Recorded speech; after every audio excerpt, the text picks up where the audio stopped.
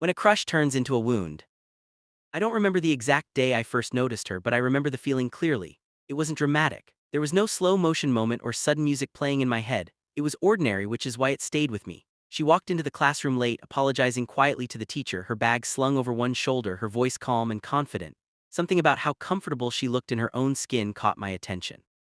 At first, I told myself I was just observing, the way everyone notices everyone in school. But as days passed, I realized my eyes followed her without effort. I noticed the way she laughed with her friends, how she leaned back in her chair when she felt relaxed, how she answered questions in class without fear of sounding wrong. She wasn't just beautiful in the way people usually describe girls. There was an ease about her that made people gravitate toward her naturally. I wasn't popular, I wasn't invisible either, but I existed somewhere in between, known enough to be recognized, unnoticed enough to be ignored. I kept to myself, focused on getting through each school day without drawing unnecessary attention. So noticing her felt dangerous. It felt like stepping into territory I wasn't meant for. At first, my crush was harmless. It lived quietly inside me. I never spoke about it to anyone. I never tried to get closer to her. I was content just watching from my seat, pretending not to care while caring deeply. Sometimes, when she walked past my desk, my heart would beat faster and I would lower my head as if something on my notebook suddenly became very important. I admired her from a distance. That distance felt safe. From there, she couldn't hurt me. What I didn't know then was that distance doesn't always protect you. Sometimes it only delays the pain. Began to notice me too, or at least that's what I thought at first. Our eyes met once in the hallway. I looked away quickly, embarrassed that I had been staring. When I looked back, she was smiling. My heart jumped. That smile replayed in my head for days. I convinced myself it meant something, that maybe, just maybe, she didn't see me as insignificant. That small moment fed my imagination. I started wondering what it would be like to talk to her, to sit next to her, to be someone she laughed with instead of someone she barely knew. I imagined conversations that never happened. I imagined her understanding me in ways no one else ever had. But reality has a way of correcting imagination. The first time she laughed when I walked past her, I told myself it was coincidence. She was with her friends, they were probably laughing about something else. It had nothing to do with me. I repeated that explanation in my head until it sounded convincing. The second time, doubt crept in. By the third time, I knew. It wasn't loud laughter, that would have been easier to confront. It was subtle, a whisper, a giggle, a shared look between her and her friends. The kind of laughter that makes you question yourself. The kind that asks, is it really about me, or am I being paranoid? I became aware of my walk, my clothes, my posture. Things I had never thought about before suddenly felt wrong. Every time I passed her, my body tensed. I tried to look confident, but confidence doesn't come from pretending. It comes from safety, and I no longer felt safe. Still, my crush didn't disappear. If anything, it deepened. That's the cruel part about feelings, they don't leave just because they're no longer welcome. I didn't stop admiring her, I just started hurting quietly while doing it. That was when I realized something important, though I didn't have the words for it yet. The first wound didn't come from her laughter. It came from hoping she would see me differently. There are some truths in school that don't need to be said out loud. They exist in the way people behave, in who gets attention without asking for it, and in who gets forgiven even when they don't deserve it. One of those truths was that she was beautiful and everyone agreed on it. Teachers treated her gently. Students made space for her in crowded hallways. Even people who didn't like her never denied it. Her beauty was accepted like a fact, like the sky being blue. I saw how boys straightened up when she walked by, how conversations paused for half a second when she entered a room. I saw how girls compared themselves to her, sometimes quietly, sometimes loudly. Beauty gave her power even if she never consciously used it. She didn't have to try, it followed her naturally. I noticed the contrast between us more clearly during that time. Standing near her made me feel smaller, not physically but internally. I became aware of things I had never worried about before: my skin, my shoes, the way my shirt fit, the sound of my voice. I didn't think I was ugly, but next to her I felt unfinished, like someone still under construction while she was already complete. What hurt wasn't just that she was admired, it was that admiration made people blind. When she laughed, it was charming. When she whispered, it was intriguing. If someone else behaved the same way, it might have been called rude or childish. With her, everything was softened by beauty. I started paying attention to how people reacted to me in comparison. If I made a mistake in class, it was noticed. If she did, it was brushed off. If I walked alone, I looked lonely. If she walked alone, she looked independent. The rules were different and no one pretended otherwise. Sometimes I wondered if she even knew how much power she held. Maybe she did, maybe she didn't. Either way, it didn't change how it affected me. Laughter still followed me in small ways. Not every time, not dramatically, but enough to keep me alert. I learned to measure my steps to time when I passed her group, to pretend I was focused on my phone or a book. I hated that I was adjusting my life around someone who didn't even think about me. Yet I still admired her. That contradiction confused me. How could I like someone who made me feel so small? I asked myself that question often, especially at night when everything was quiet. The answer was never clear. Feelings don't obey logic. They attach themselves to people without permission and refuse to leave even when they cause harm.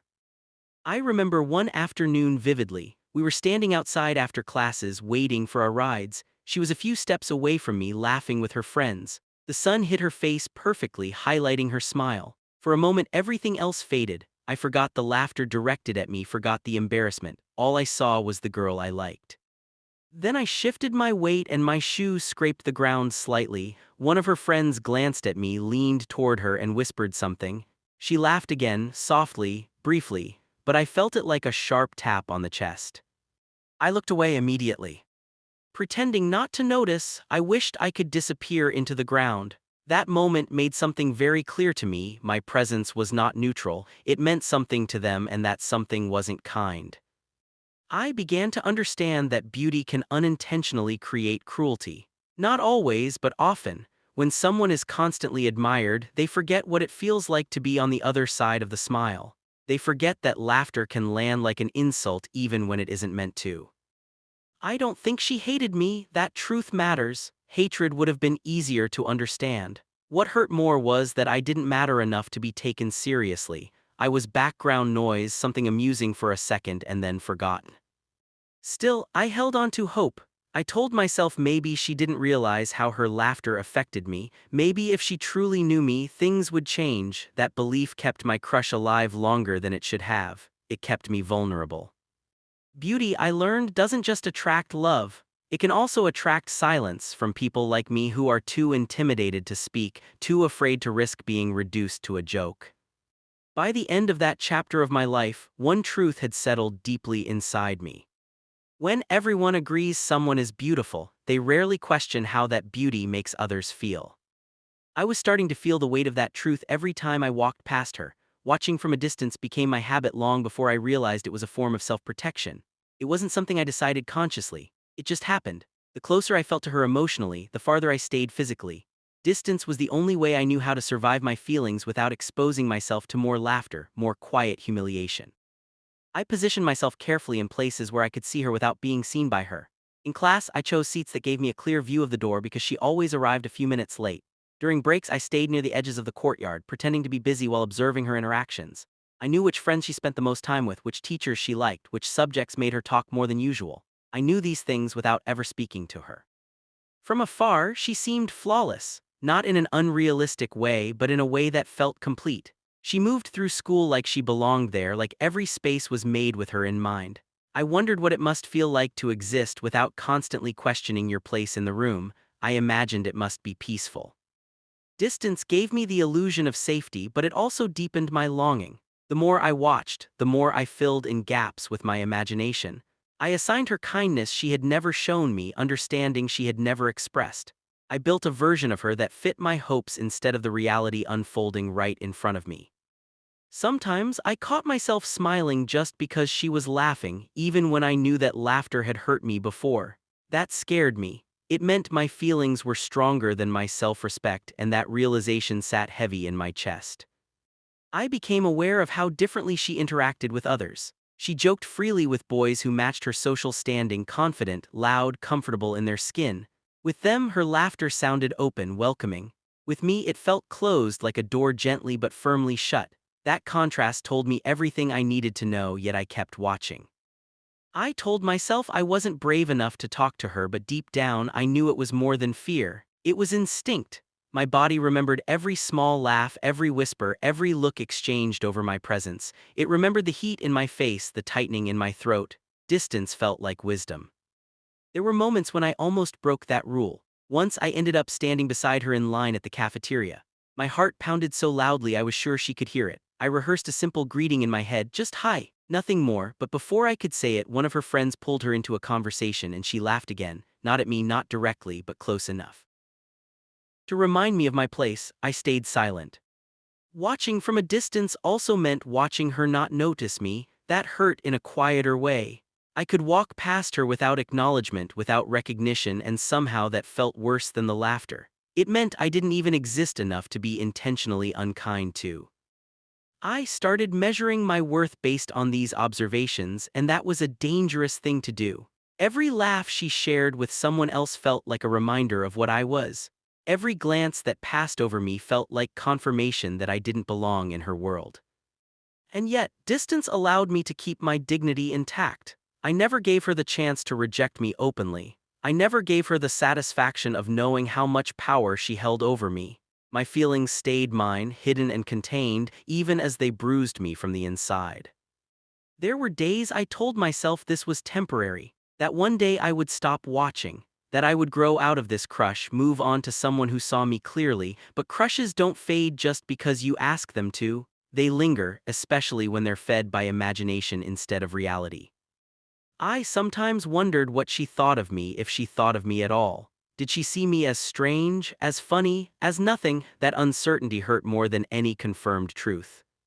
Watching from a distance taught me an important lesson, even then, though I couldn't articulate it fully.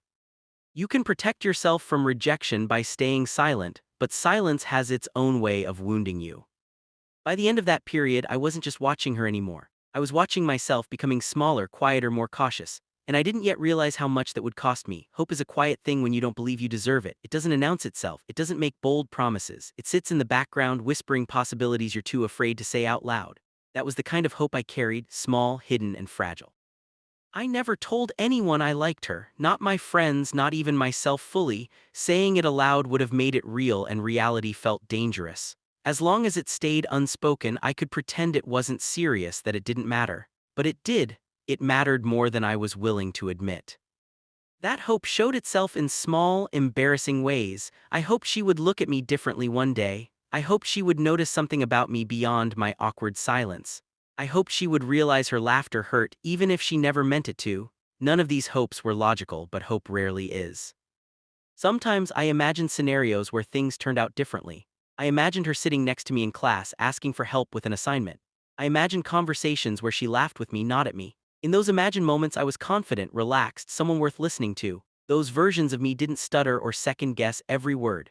They spoke freely because they weren't afraid of being dismissed. Reality, however, never matched those imaginings. There were moments when hope surged unexpectedly. Once she held the door open for me and smiled briefly. Just a polite gesture, nothing more, but it stayed with me for the rest of the day. I replayed that smile in my mind, wondering if it meant something deeper. I hated how easily I clung to crumbs. Hope also made me vulnerable. It made every small interaction feel significant, every laugh feel personal. I found myself constantly interpreting her actions, searching for signs that didn't exist. That kind of hope is exhausting. It keeps you on edge, waiting for something that never comes. I knew deep down that speaking to her would have ended the uncertainty. A simple conversation could have clarified everything. But courage requires a belief that you are worth being heard, and at that time I didn't have that belief. Her laughter had already planted doubt inside me, and doubt grows quickly if left unchecked. There were nights I lay awake, imagining what would happen if I confessed my feelings. In every version, the ending was the same: rejection, embarrassment, confirmation of my fears. Even the kindest imagined rejection hurt. My mind couldn't create a scenario where I walked away unscathed. So I chose silence. That silence wasn't peaceful, it was heavy. It followed me through school halls, sat beside me in classrooms, and echoed in my thoughts long after the day ended. Silence became my shield, but it also became my prison. Hope and fear existed side by side inside me. Hope whispered, maybe one day. Fear answered, not for someone like you. That internal argument never resolved. It just repeated itself over and over until I felt worn down by my own thoughts. What hurt the most was realizing that my hope was one-sided. I was carrying something she didn't even know existed. I was hurting over something that, to her, wasn't real. That imbalance made me feel foolish, like I was investing emotion where none was required. Yet, despite everything, I couldn't let go of hope completely. Letting go would have meant accepting that she would never see me differently, that I would always exist on the outside of her world. And that acceptance felt too final, too painful. So I held on quietly. Looking back, I understand that hope doesn't always come from confidence. Sometimes it comes from loneliness. Sometimes it comes from wanting to be chosen, even once. At that time in my life, I wanted that choice more than I wanted peace.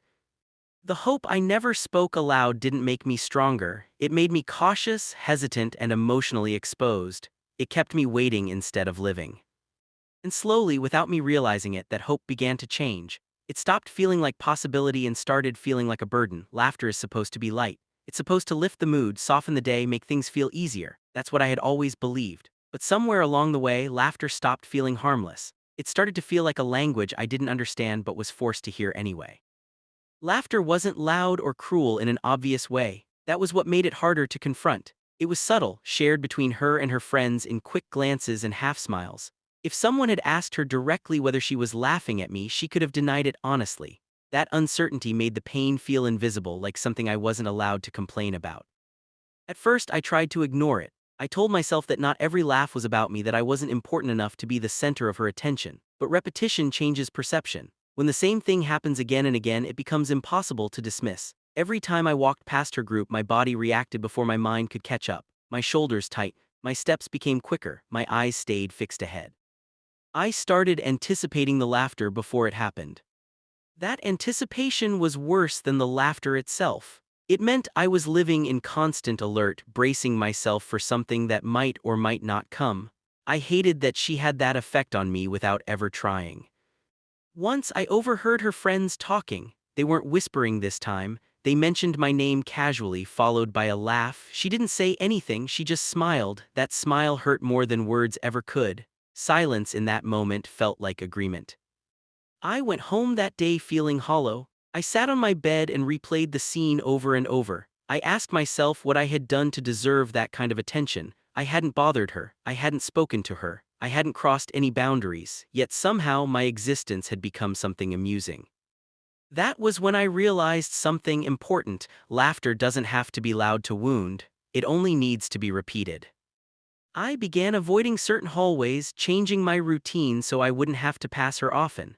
I told myself it was about convenience, but deep down I knew it was fear. I was afraid of that small, sharp feeling that followed each laugh, afraid of how powerless it made me feel. What confused me most was that my feelings for her hadn't disappeared. They changed, yes, but they didn't go away. Admiration mixed with hurt, and the result was something heavy and complicated. I didn't know how to stop liking someone who was slowly teaching me to dislike myself. There were moments when she looked at me with what seemed like curiosity, as if she were trying to understand why I stayed so quiet. In those moments, I almost believed she didn't mean any harm. That belief kept me trapped. It made me excuse behavior that should have been enough to make me walk away emotionally.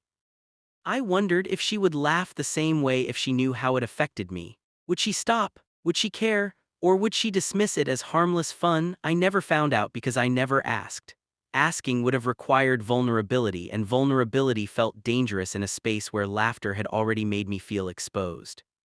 Over time, I started associating her presence with discomfort. That was a painful shift. Liking someone is supposed to feel warm. My feelings for her felt tense, cautious, and sharp around the edges. Love, or what I thought was love, had turned into something that demanded endurance. I began to understand that not all laughter invites you in. Some laughter draws a line and reminds you where you stand. Hers wasn't meant for love, it wasn't meant to include me, it was meant for a world I didn't belong to. That realization didn't free me immediately. It sat with me, slowly sinking in, but it planted the first seed of self-awareness. It forced me to question whether holding onto this crush was an act of hope or an act of self-harm. By the end of that chapter of my life, laughter no longer sounded the same to me. I had learned that it could be gentle or cruel, welcoming or excluding. Hers, whether intentional or not, had started to leave a mark. Fear doesn't always announce itself with panic or trembling hands. Sometimes it settles quietly into your routine and reshapes your behavior so gradually that you don't notice it happening. That was how my fear of walking past her grew. It didn't begin as terror. It began as awareness, then discomfort, then something I actively planned my day around. At first, walking past her was just uncomfortable. I felt self-conscious, like I was being evaluated without knowing the criteria. I straightened my posture, adjusted my clothes, made sure my face looked neutral. I wanted to appear unaffected even when I was anything but, over time, that effort became exhausting. Every encounter felt like a performance I hadn't rehearsed for. Eventually, discomfort turned into dread.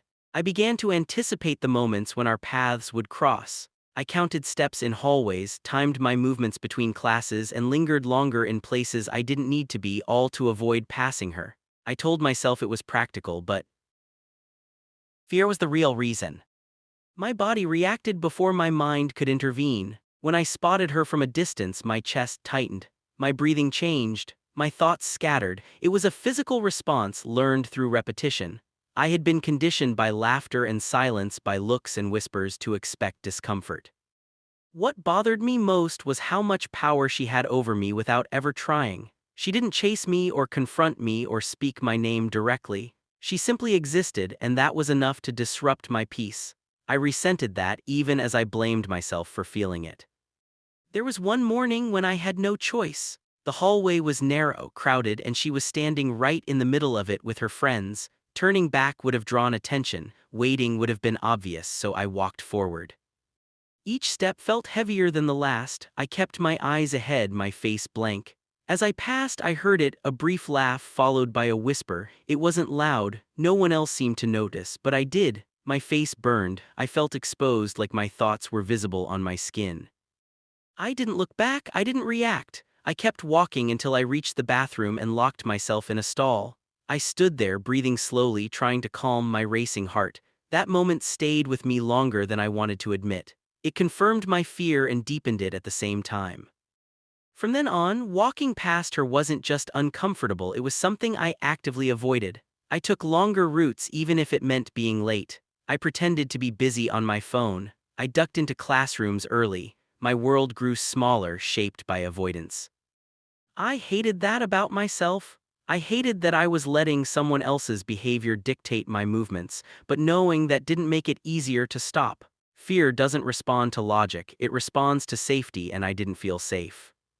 What made it worse was the confusion. I didn't know if she was aware of the effect she had on me. I didn't know if she noticed how carefully I avoided her, how tense I became in her presence. Part of me hoped she didn't. Another part hoped she did, because that would mean I wasn't invisible. I began to associate school with anxiety instead of learning.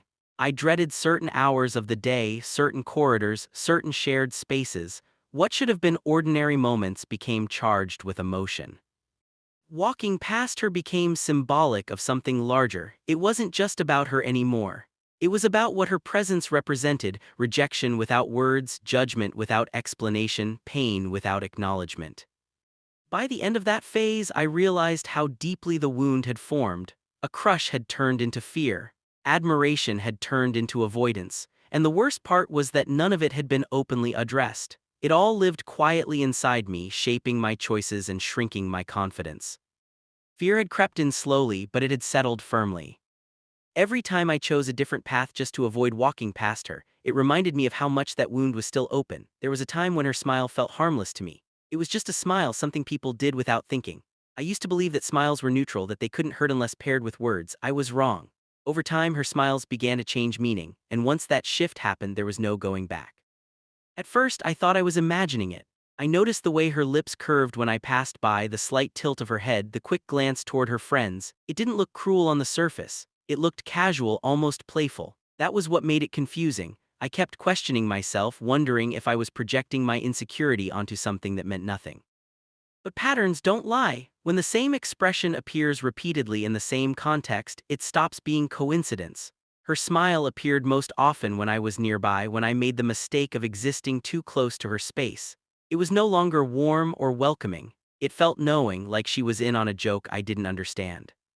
The first time I clearly recognized it as mockery, it hit me hard. I had just answered a question in class. My voice shook slightly, but I finished. As I sat down, I caught her eye. She smiled, then quickly looked at her friend. They exchanged a look followed by a soft laugh. My stomach dropped. That smile stayed with me longer than the laughter ever did.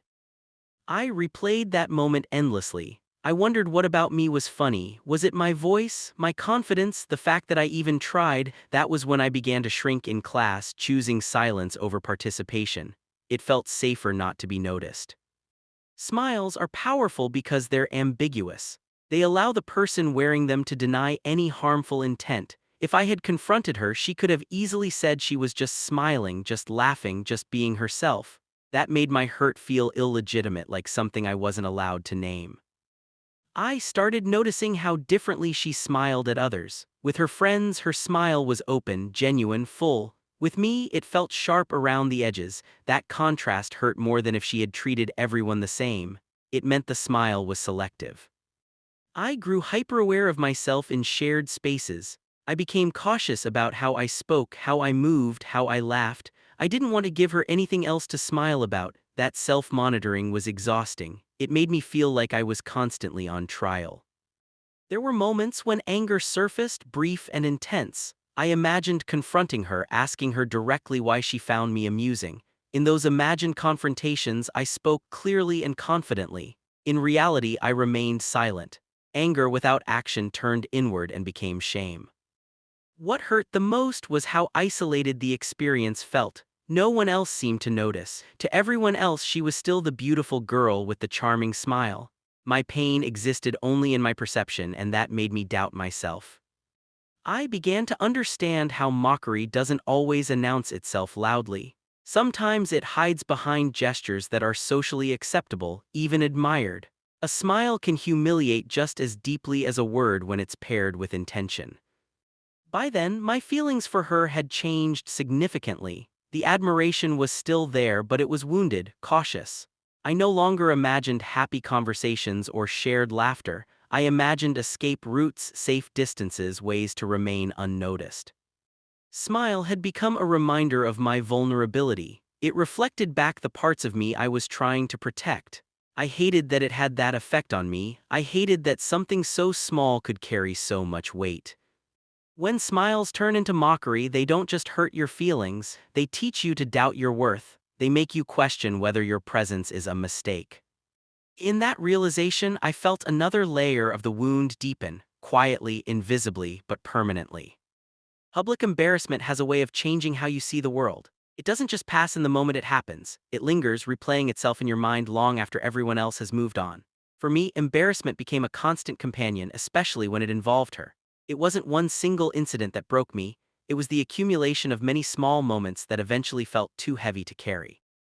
I used to believe embarrassment required an audience, something loud and obvious. I was wrong. Sometimes it only needs a few people and a shared understanding that you are the joke. That understanding followed me everywhere. I felt it in hallways, classrooms, and open spaces where there was nowhere to hide. One particular day stands out clearly. We were gathered in the school courtyard during lunch. I was standing with a few classmates, half listening to a conversation when I noticed her across the space. She was surrounded by her friends as usual, laughing and talking easily. I tried to ignore her presence, but my awareness of her was automatic by then. At some point, someone called my name from behind. I turned instinctively. As I did, I heard laughter, not loud but enough. I didn't need to look to know where it was coming from. I felt my face heat up instantly. My chest tightened, and for a moment I forgot how to stand naturally. I felt exposed, like everyone could see straight through me. No one said anything directly to me. That was the worst part. There was no clear offense to respond to, no words to defend myself against, just laughter and looks. I forced myself to act normal, to continue the conversation I had been part of, but my voice sounded distant to my own ears. I couldn't focus on anything except the fact that I had become aware of myself in a way that felt humiliating. That day, I realized how powerful public embarrassment can be when it's subtle. It strips you of dignity quietly. It makes you question every movement, every reaction. It convinces you that being noticed is dangerous. From then on, I became even more cautious. I avoided standing in open spaces. I kept my head down more often. I limited my interactions not because I didn't want to talk, but because I didn't want to be seen. I hated that embarrassment was shaping my behavior, but I didn't know how to stop it. What made it harder was the knowledge that she might not even remember those moments. For her, they were probably insignificant, brief laughs in the middle of a busy day. For me, they were milestones, markers of moments when I felt publicly reduced. I began to understand that embarrassment isn't just about shame, it's about vulnerability. It's about realizing that other people have the power to define how you're perceived, even if they don't have the full story. And once that power is felt, it's hard to ignore. There were times I wished she would confront me openly, say something cruel outright. At least then I could respond. Silence and laughter left me defenseless. They turned my emotions inward where they became heavier and harder to manage. The weight of public embarrassment followed me into quiet moments too. I replayed scenes in my head, imagining different outcomes, different versions of myself, confident, unbothered, unaffected. But those versions felt far away, like characters from someone else's life. By the end of that chapter, I was tired, tired of feeling watched, tired of shrinking myself, tired of carrying embarrassment that wasn't mine to begin with. I hadn't done anything wrong, yet I was the one paying the emotional cost. Public embarrassment doesn't need a stage. Sometimes it only needs witnesses. And in those moments I learned how deeply a crush can wound, not through rejection but through exposure. Silence didn't come to me naturally. I wasn't loud by nature, but I wasn't mute either. I used to speak when I had something to say, laugh when something was funny, ask questions when I didn't understand. Over time, though, silence became something else entirely. It became a strategy, a shield. A way to protect what little dignity I felt I still had. After the weight of public embarrassment settled into my bones, I realized that every word I spoke felt like a risk. Every movement felt like an invitation to be noticed. Silence promised safety. If I said nothing, did nothing, then there would be nothing to mock. So I began to disappear in plain sight. In class, I stopped raising my hand, even when I knew the answer. I kept my eyes fixed on my notebook, pretending to write when really I was just drawing lines or rewriting the same sentence. Teachers noticed the change and sometimes called on me anyway. When they did, my heart raced and my answers came out clipped and rushed. I hated how exposed I felt in those moments, how easily attention unsettled me now. Around her, silence became even more deliberate. If she was nearby, I withdrew completely. I didn't look in her direction. I didn't react to her laughter, even when I felt it land on me. I trained myself to look indifferent, hoping that indifference would make me invisible. What I didn't realize at first was that silence has a cost. The more I used it as protection, the more it isolated me. Friends began to ask if I was okay. Some stopped asking altogether. I couldn't explain what was happening without sounding weak, without admitting how deeply one person's behavior had affected me, so I stayed quiet. Silence also gave my thoughts too much room. Without speaking, without releasing anything outward, everything turned inward. I replayed interactions repeatedly. I analyzed expressions, tones, timing. I questioned myself constantly. Was I overreacting? Was I imagining things? Silence made doubt louder. There were moments when I wanted to speak up, not necessarily to her, but in general. I wanted to reclaim my voice, to remind myself that I still existed. But every time I considered it, fear answered first. Fear of being laughed at again, fear of being misunderstood, fear of confirming that I was, in fact, the joke. So I stayed quiet. I told myself it was temporary, that once things settled, once feelings faded, I would return to myself. But silence has a way of becoming habitual. The longer you stay quiet, the harder it is to remember how to speak freely. I noticed how differently people treated me as my silence grew. Some assumed I was shy, others assumed I was arrogant, most simply stopped noticing me at all. In some ways that felt like relief, in others it felt like erasure. What hurt most was that silence didn't stop the laughter entirely. It reduced it maybe, but it didn't erase it. That realization was crushing. It meant that even my best defense wasn't enough. I was changing myself, shrinking myself, and still carrying the wound. I began to understand that silence can protect you from immediate pain, but it can also prevent healing. By not speaking, I was denying myself the chance to be understood, to be defended, even to be comforted. Still, I didn't know another way. Confrontation felt impossible. Vulnerability felt dangerous. Silence was the only tool I trusted, even though it was dulling me from the inside. By the end of that period, silence wasn't just something I did, it was something I became. It wrapped itself around my identity, shaping how I moved through the world. I was quieter, smaller, more cautious. Silence had kept me safe, but it had also kept me alone. And deep inside, I began to wonder how long I could keep protecting myself this way before I lost myself entirely. Questioning your worth doesn't begin with a single thought. It begins with repetition. Small doubts introduced quietly return often enough that they start to sound like truth. By the time I realized I was questioning my worth, the habit had already taken root. At first, the questions were simple. Why me? What did I do wrong? I asked them in passing without much weight. But as silence became my defense and embarrassment my routine, those questions deepened. They turned into something heavier. What is wrong with me? Why am I so easy to laugh at? I started measuring myself against people around me, especially the boys she seemed comfortable with. They were confident, outspoken, careless in ways I couldn't afford to be. They laughed loudly, took up space, existed without apology. I watched them and wondered what I lacked. I wondered what invisible rule I had broken that placed me outside her world. I examined myself closely, sometimes too closely. I criticized my appearance, my posture, my voice. I replayed moments in my head where I could have acted differently, spoken differently, been different. That kind of self-examination didn't lead to growth, it led to erosion. Laughter, her smiles, her silence, all of it became evidence in a case I was building against myself. I no longer questioned her behavior. I assumed it was justified. If she laughed, there must be a reason, and if there was a reason, it had to be me. That was the most dangerous shift, the moment I started blaming myself instead of recognizing the hurt for what it was.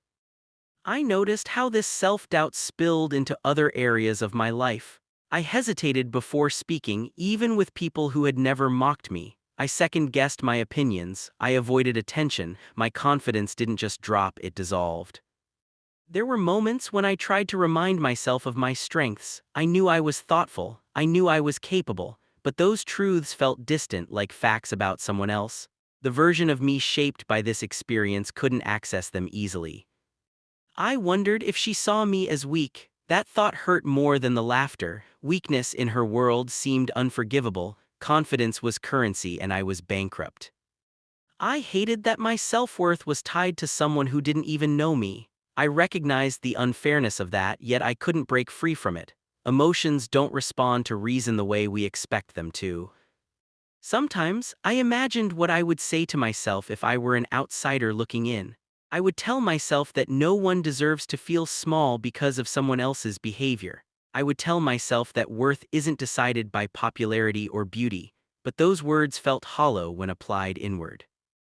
The hardest realization was understanding that the wound wasn't just about her anymore. It was about how I saw myself. Her actions had opened a door, but I was the one standing inside it, questioning my value day after day.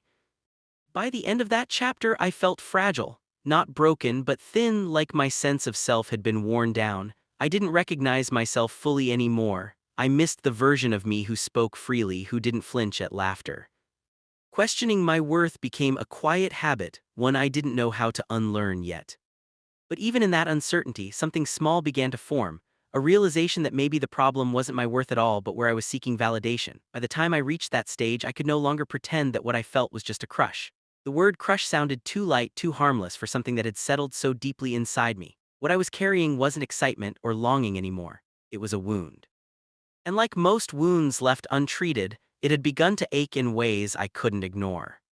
I started to separate the feelings in my mind, trying to understand where admiration ended and pain began. At first, I believed the pain existed because I liked her. But slowly, painfully, I realized the opposite was closer to the truth. I liked her because I was already hurting. The crush had grown around the wound, not the other way around. That realization unsettled me. It meant my feelings weren't just about her beauty or presence. They were tied to something inside me that wanted validation, recognition, and acceptance. I had mistaken longing for connection with longing for worth. Once I saw that, everything shifted. I noticed how rarely I thought about her as a real person anymore. Instead, I thought about how she made me feel about myself. When she laughed, I felt small. When she ignored me, I felt invisible. When she smiled, I felt exposed. My emotions revolved around my own reflection, not around who she actually was. That was the wound beneath the crush. I began to understand that the pain wasn't caused by rejection because she had never rejected me directly. It was caused by interpretation, by the meaning I assigned to her actions and how deeply I let them define me. That didn't make the pain less real, but it gave it a shape I could finally see. There were moments when I felt anger toward myself for allowing this to go on for so long. I asked myself why I didn't walk away emotionally earlier, why I kept hopping when evidence suggested I shouldn't. The answer was uncomfortable, because hope made me feel alive even when it hurt. Pain had become familiar. Familiar things are easier to hold onto than the unknown. I started distancing myself emotionally, not just physically. I stopped imagining conversations. I stopped watching her from afar. When I caught myself thinking about her, I redirected my thoughts deliberately. That wasn't easy. Feelings don't disappear on command, but awareness gave me a small amount of control. I also started examining how this experience had reshaped my identity. I had become quieter, more guarded, less trusting of attention. That wasn't who I wanted to be. I realized that if I didn't address the wound, it would follow me into future relationships, shaping them before they even began. That thought scared me more than anything she had ever done. The first time, I asked myself a question that had nothing to do with her. What do I need to heal? The answer wasn't simple, but it was honest. I needed to stop seeking affirmation from someone who couldn't or wouldn't give it. I needed to rebuild my sense of worth from the inside out. Acknowledging the wound didn't make it disappear, but it made it visible. And visibility mattered. You can't tend to what you refuse to name. By the end of that chapter, I no longer felt consumed by the crush. I felt tired of carrying it. That exhaustion was a sign of growth, even if it didn't feel like it yet. The crush had been the surface story. The wound beneath it was the real one. Finally, I was ready to face it, not by looking at her but by looking inward. Learning to avoid what hurts sounds simple when you say it out loud. It sounds like common sense, like something everyone should naturally know how to do. But when pain has been mixed with hope for so long, avoiding it feels like loss. It feels like giving something up, even when that something has been hurting you all along. A long time, I thought avoiding her meant admitting defeat. It felt like proof that I wasn't strong enough to endure the situation, that I was choosing the easy way out. But as the days passed and the wound beneath the crush became clearer, I began to see avoidance differently. It wasn't cowardice, it was self-preservation. I started with small changes. I stopped tracking where she might be. I no longer adjusted my schedule around her presence. If our paths crossed, I didn't tense the way I used to. I didn't rush, but I didn't linger either. I treated her presence the same way I treated everyone else's, with neutrality. That took effort, but it also brought relief. Emotionally, avoidance was harder. Thoughts have a way of returning even when you don't invite them. When memories surfaced, I didn't fight them aggressively. I acknowledged them and let them pass. I reminded myself that pain didn't deserve my constant attention. That was a new idea for me, to believe that my peace mattered more than my attachment. There were moments when I slipped. A laugh would echo down a hallway and my body would react before my mind could stop it. But those reactions didn't last as long anymore. I recovered faster. That progress, though subtle, mattered. I also began investing my energy elsewhere. I focused more on my studies, my friendships, the parts of myself that had been neglected while I was consumed by this silent struggle. I spoke more, slowly reclaiming my voice. Each small interaction that didn't end in mockery reminded me that the problem had never been my existence. Avoiding what hurts doesn't mean pretending it never mattered. It means recognizing when something has stopped being healthy. I didn't erase her from my memory. I simply stopped giving her control over my emotions. What surprised me most was how much lighter I felt. The constant tension I had grown used to began to fade. I slept better. I laughed more freely. I started to recognize myself again, the version of me that existed before this crush turned into a wound. There was a quiet strength in choosing distance. It wasn't dramatic, no one noticed, but inside something important had shifted. I was choosing myself. By the end of that chapter, I understood that healing doesn't always come from confrontation or closure. Sometimes it comes from stepping back, from refusing to keep touching the thing that hurts you. Learning to avoid what hurts didn't make me weak, it made me aware. And awareness was the first real step toward healing. For a long time, I thought healing required an apology. Not necessarily spoken out loud, but something acknowledged, some recognition that what I felt was real and that it mattered. I imagined her realizing what her laughter had done, imagined her approaching me one day with a softened expression, admitting she hadn't meant to hurt me. I didn't crave drama or grand gestures. I just wanted validation. But life doesn't always offer that kind of closure. As time passed and I learned to avoid what hurt, I began to see how much of my healing I had postponed while waiting for something that might never come. I had placed my recovery in someone else's hands, believing that peace depended on her awareness or regret. That belief kept me stuck longer than the pain itself. Healing without an apology was not something I embraced immediately. At first, it felt unfair. Why should I be the one to do the emotional work when I wasn't the one who caused the damage? That question stayed with me for a while, heavy and unresolved. Eventually, though, I understood something important. Fairness and healing are not the same thing. Healing is personal. It doesn't negotiate with justice. It happens when you decide you're tired of carrying pain that no longer serves you. I stopped expecting her to change. I stopped imagining conversations that would never happen. I stopped assigning meaning to her expressions, her laughter, her silence. Those things no longer belonged to me, they were hers, and I released the responsibility of interpreting them. That release wasn't dramatic. It happened quietly in ordinary moments.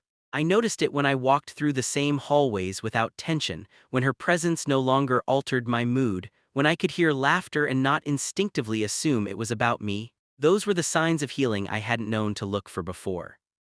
I also began forgiving myself. That part was harder than forgiving her. I had to let go of the shame I carried for being affected so deeply, for staying silent, for questioning my worth for so long. I realized I had done the best I could with what I knew at the time. There was no failure in that. Healing without an apology meant accepting that my pain was valid even if it was never acknowledged. It meant trusting my own experience without needing external confirmation. That shift gave me back a sense of control I hadn't felt in a long time. I didn't become suddenly confident or fearless. Healing didn't transform me into someone new. Instead, it returned me to myself. I felt steadier, less reactive, more grounded in who I was rather than how I was perceived. There were moments when old feelings resurfaced. Healing isn't linear, and I had to accept that too, but those moments no longer defined me, they passed without pulling me under. What surprised me most was realizing that I no longer needed anything from her, not understanding, not kindness, not acknowledgement. That absence of need felt like freedom. Healing without an apology taught me that closure doesn't always come from others. Sometimes it comes from choosing to move forward without answers, without explanations, without validation. And that choice, quiet as it was, marked the moment I truly began to heal. Desire doesn't disappear just because you understand it. It lingers, reshapes itself, waits quietly for moments of weakness. Even after I had begun healing, even after I stopped expecting anything from her, desire still showed up from time to time, uninvited and familiar. But this time I saw it clearly, and this time I had a choice. Choosing dignity over desire wasn't dramatic. It didn't involve confrontation or declarations. It happened in small, deliberate decisions I made daily. Decisions not to look twice. Decisions not to revisit memories that no longer served me. Decisions to respect myself enough to walk away emotionally, even when part of me still felt drawn. I began to understand that desire unchecked can become self-neglect. Wanting someone who makes you feel small isn't romantic. It's harmful. That realization didn't make me bitter, it made me honest. There was a day when I passed her in the hallway and felt nothing beyond recognition. No tightness in my chest, no urge to avoid or observe, just neutrality. That moment mattered more than any apology could have. It was proof that I had reclaimed something important. Dignity showed up in how I spoke again. I participated in class without fear. I laughed without checking who was listening. I occupied space without apologizing for it. These were small acts, but together they rebuilt my sense of self. I also learned to set internal boundaries. I stopped romanticizing pain. I stopped confusing endurance with strength. Strength, I realized, is knowing when to step back, when to stop investing emotion where it isn't returned. Choosing dignity meant accepting that not every attraction is meant to be pursued. Some feelings exist to teach you something, not to be acted upon. This crush had taught me about vulnerability, self-worth, and the importance of self-respect. Once the lesson was learned, holding on no longer made sense. I didn't resent her, I didn't blame her anymore. I simply released her from the center of my emotional world. That release didn't erase the past, but it gave me a future that wasn't defined by it. Desire had once driven my thoughts, my movements, my silence. Dignity gave me back control. It reminded me that my worth wasn't dependent on being chosen by someone else. By the end of that chapter, I no longer measured myself against her world. I was building my own, one where respect, both given and received, mattered more than attraction. Choosing dignity over desire didn't make me cold, it made me whole. The last time I walked past her, nothing dramatic happened. There was no laughter that followed me, no whispering, no sharp glances that lingered longer than necessary. And yet, that moment meant more to me than any of the others that came before it, not because of what she did, but because of what I didn't feel. I noticed her before she noticed me. She was standing by the notice board with two of her friends, leaning slightly forward as she read something pinned to the wall. The scene was familiar, almost predictable. Months earlier, my body would have reacted instantly. My chest would have tightened, my steps would have slowed or rushed, and my mind would have filled with unnecessary noise. But this time, none of that happened. I kept walking. As I approached, I became aware of how calm I felt. My breathing stayed steady. My posture didn't change. I didn't rehearse my expression or lower my gaze. I wasn't bracing myself for anything. I was just moving forward one step after the other, like any normal person passing another in a shared space. Glanced up briefly as I passed. Our eyes met for a second. It wasn't charged. It wasn't heavy. It was simply two people acknowledging each other's presence. There was no smile from her, no laughter from her friends, and for the first time I realized how little that mattered. What mattered was the quiet sense of closure forming inside me. As I walked on, memories surfaced, not painfully but clearly.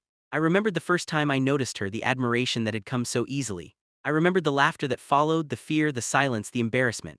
I remembered questioning my worth, shrinking myself, avoiding hallways just to avoid feeling exposed. All of it felt distant now, like a story I once lived but no longer inhabited. I understood then that healing doesn't always announce itself with relief or joy. Sometimes it arrives as neutrality, the absence of fear, the absence of longing, the absence of the need to be seen or chosen. That walk was the proof. I didn't stop or turn around. I didn't wonder what she thought of me as I passed. I didn't search her expression for meaning. I didn't carry anything with me except myself. That simplicity felt powerful.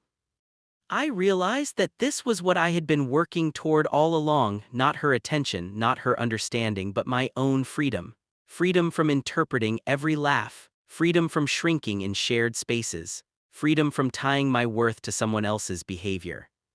Walking past her one last time wasn't about her at all. It was about me choosing to move forward without carrying the wound anymore. I reached the end of the hallway and paused for a moment. Not to look back, but to acknowledge the quiet victory I felt.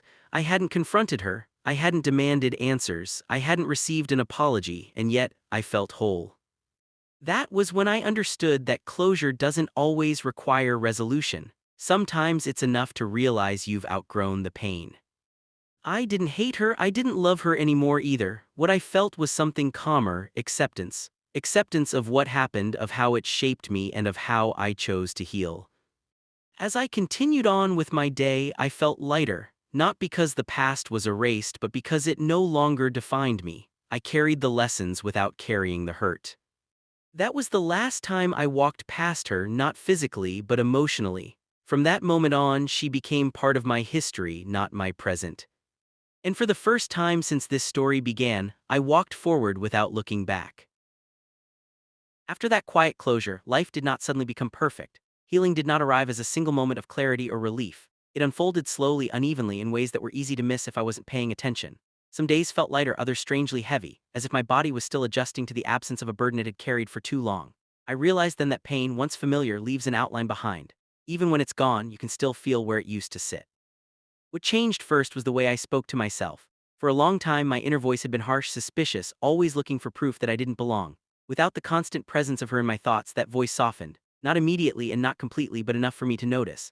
I caught myself hesitating less before speaking, apologizing less for existing. I still doubted myself, but doubt no longer felt like a verdict. It felt like a question, and questions can be answered. I began testing myself in small, careful ways. I raised my hand in class again, even when my heart beat faster than I wanted it to. I joined conversations without rehearsing every sentence in my head. Sometimes I stumbled. Sometimes my words came out wrong. Nothing terrible happened. No laughter followed. No whispers cut through the air. The absence of consequence was almost shocking. It made me realize how much of my fear had been built on anticipation rather than reality. I also noticed how differently I experienced space. Hallways no longer felt like narrow passages designed to expose me, they were just hallways. Crowded rooms no longer felt like stages, they were just rooms full of people occupied with their own lives. That shift was subtle, but it mattered. It returned a sense of neutrality to places that had once felt hostile. There were still moments when memory intervened. A familiar laugh from across a room could still cause a brief tightening in my chest. Certain tones, certain gestures still carried echoes, but those echoes faded quickly now. I didn't spiral, I didn't assign meaning, I let the feeling pass without interrogating it. That ability to let things pass felt like progress. I became more attentive to what made me feel steady. I noticed which friendships felt reciprocal and which drained me. I gravitated toward people who listened without evaluating, who didn't turn attention into currency. I realized how rare that had once felt and how necessary it actually was. Being seen without being measured was something I had learned to value deeply. Perhaps the most unexpected change was the compassion I developed for myself. I stopped judging the version of me who had stayed silent, who endured quietly, who hoped longer than he should have. I understood now that he wasn't weak, he was inexperienced. He was doing the best he could with the understanding he had at the time. That compassion allowed me to integrate the past instead of resenting it. I no longer wanted to erase that chapter, I wanted to learn from it. I didn't become fearless. Fear still appeared, but it no longer dictated my choices. I learned that courage didn't mean never feeling afraid, it meant not letting fear decide who I was allowed to be. That realization grounded me in a way I hadn't known before. Much later, long after the immediacy of those school days had faded, I noticed how deeply the experience had reshaped my instincts. I approached connection differently now. I paid attention not just to attraction but to how someone made me feel over time. I noticed whether I felt relaxed or guarded, expanded or reduced. I trusted those signals. They mattered more than excitement ever had. I no longer confused desire with value. I no longer chased people whose presence required me to diminish myself. If someone's attention came with tension, I stepped back without needing justification. That boundary didn't feel rigid or defensive. It felt calm. It felt earned. I also learned to listen to discomfort without dramatizing it. Discomfort wasn't always a warning to run, but it was always information. Ignoring it had cost me before. Now I treated it with respect. That shift didn't make me closed off, it made me discerning. Over time, the girl who once occupied so much of my inner world became just another memory. Not sharp, not charged, just distant. I didn't replay moments anymore. I didn't wonder what she thought of me or if she ever noticed the impact she had. Those questions lost their urgency. They no longer felt relevant to who I was becoming. What stayed with me was the lesson, not the pain. I learned how easily self-worth can be outsourced and how dangerous that is. I learned how silence can protect you for a while but cost you later. I learned how healing doesn't always require answers and how dignity is often built in choices no one else sees. I moved forward carrying a quieter confidence, not the kind that announces itself but the kind that doesn't flinch. The kind that allows you to take up space without asking permission. The kind that comes from knowing you can survive disappointment without turning it inward. Time passed in a way that felt different from before. It was no longer something I endured or counted down, it became something I moved through. Days blended into each other without the sharp edges they once had, and routines settled into my life with a quiet stability. I began to notice how ordinary moments carried more weight now, not because they were dramatic but because I was present for them. I noticed how my body felt when I woke up, how my shoulders no longer stayed permanently tense, how silence no longer felt accusatory. I started doing things for myself without attaching meaning beyond the act itself. I took walks without headphones, letting my thoughts wander without supervision. I wrote things down not to document pain but to clarify ideas. Sometimes I wrote about nothing in particular, just to hear my own thoughts take shape. There was something grounding in that, something that reminded me I existed independently of anyone else's reaction. Occasionally, someone would mention the past casually, unaware of its former weight. When that happened, I observed my reaction with curiosity rather than fear. I noticed that my chest no longer tightened the way it once had. The memories surfaced, but they didn't dominate. They felt like photographs I could look at and put away again, rather than rooms I was forced to stand inside. I also became aware of how much I had grown emotionally. Situations that once would have sent me spiraling now felt manageable. Rejection, when it happened, felt disappointing but not devastating. Awkward moments passed without replay. I no longer built entire narratives from brief interactions. I understood that not everything required interpretation.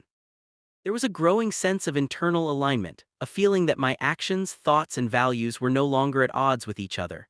I said no when I needed to, I didn't over-explain, I allowed pauses in conversation without rushing to fill them.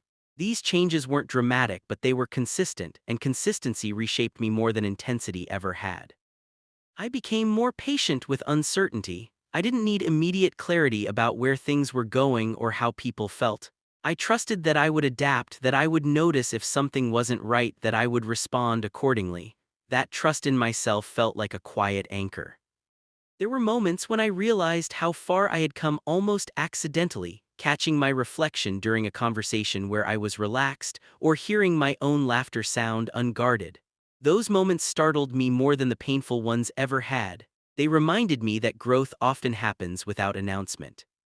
What lingered most was a sense of ownership over my inner world. My thoughts felt like mine again, not constantly shaped by anticipation or self-defense. I had space inside myself, and I protected it gently without rigidity. I understood now that peace wasn't something you reach and keep forever, it was something you practiced, something you returned to when you drifted. And even when old insecurities surfaced briefly, as they sometimes did, I met them with familiarity instead of alarm. I knew where they came from, I knew they would pass. They no longer defined the direction of my life, they were simply part of the terrain I had already learned how to navigate. Thanks for watching. Kindly like, share with friends, and subscribe for more amazing stories.